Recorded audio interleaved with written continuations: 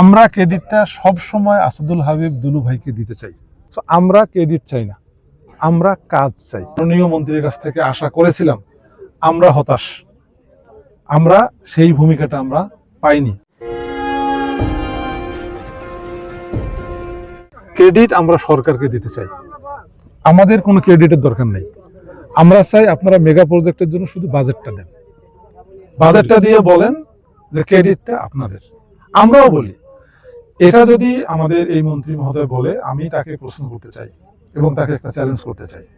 সেটি হলো, এই তিস্তা মহাপরিকল্পনা বাস্তবায়নের জন্য পার্লামেন্টে 71 নোটিশ দিয়েছিলাম আমি। এই নোটিশে আমি যখন বক্তব্য দিয়েছি, এই বক্তব্যতে আমরা মাননীয় মন্ত্রীকে আমরা রেফার করেছি। তিস্তা পারে আন্দোলনটা হয়েছিল আমাদের মাননীয় মন্ত্রীর নেতৃত্বে।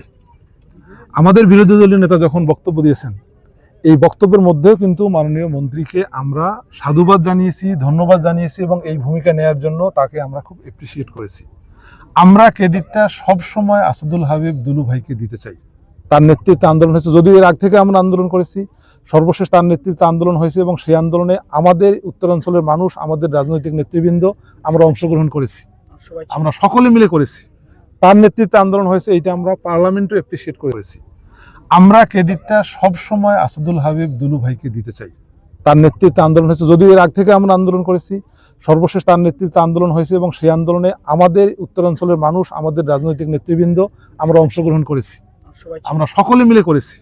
তার নেতৃত্বে আন্দোলন হয়েছে, এইটা আমরা পার্লামেন্টও এপ্রিসিয়েট করেছি। তো আমরা ক্রেডিট চাই না, আমরা কাজ চাই। আমরা এটা নিয়ে রাজনীতি চাই না, আমরা আমাদের অধিকার চাই। আমরা মাননীয় মন্ত্রী যে কথাটা বলছে, এটাকে আমরা শ্রদ্ধার সাথে আমরা এটার সাথে দ্বিমত পোষণ করতেছি। ক্রেডিট নিয়ে আমাদের কাজ নাই।